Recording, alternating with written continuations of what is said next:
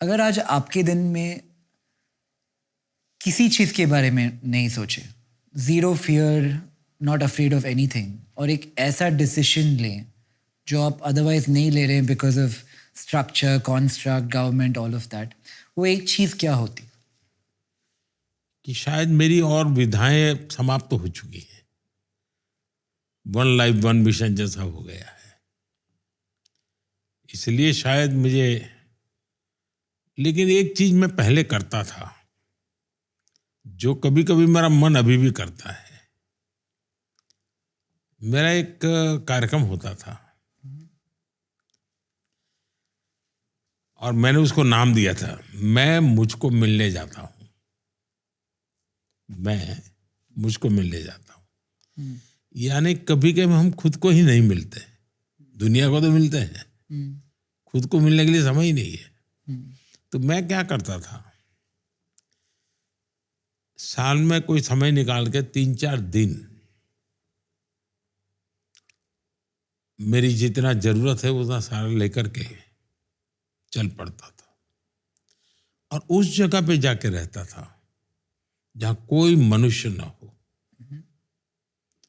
कहीं पानी की सुविधा मिल जाए, बस ऐसी जगह में ढूंढता था, जंगलों में कहीं।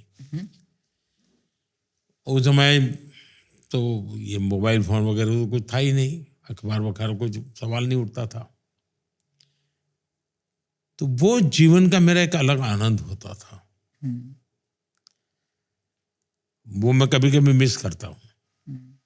और उस दौरान आपने कुछ सीखा अपने बारे में कि जब आप अपने साथ थे, अकेले में, फिलॉसफी में जैसे कि बहुत लोग कहते हैं कि the most important interesting question in life is why am I how I am.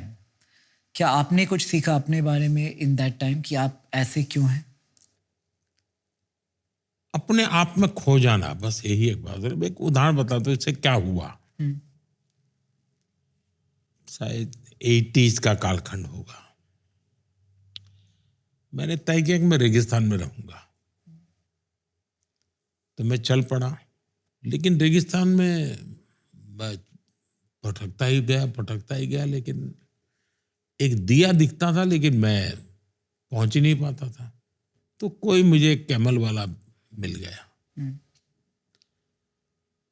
बोले, भाई तुम क्या कर रहे हो यहाँ पर? मैंने कहा, भाई मैं रेगिस्तान में अंदर जाना चाहता हूँ।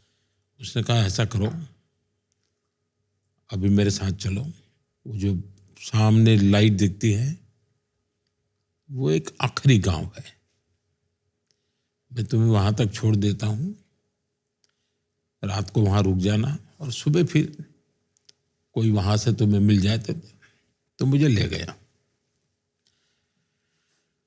कोई गुलबेग करके मुस्लिम सज्जन थे, उनके यहाँ ले गया। अब वो छोटा सा गांव धोरड़ो, जो पाकिस्तान की सीमा पर भारत का आखिरी गांव है, होता है 20-25 घर और सभी मुस्लिम परिवार।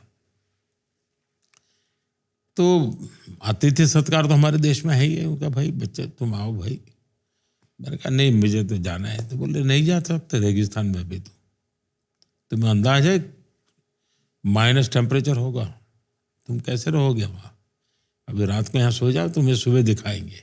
खैर रात को मैं उनके यहाँ रुका, उन्होंने खाना वाना खिलाया। मैंने कहा, भाई मुझे तो अकेले रहना है, कोई चाहिए नहीं मुझे।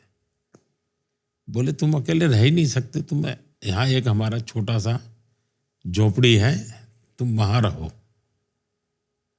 और उस दिन में चले जाना तुम रण में, रात को वापिस आ जाना। मैं गया, वो वाइट रण था और कल्पना बाहर का।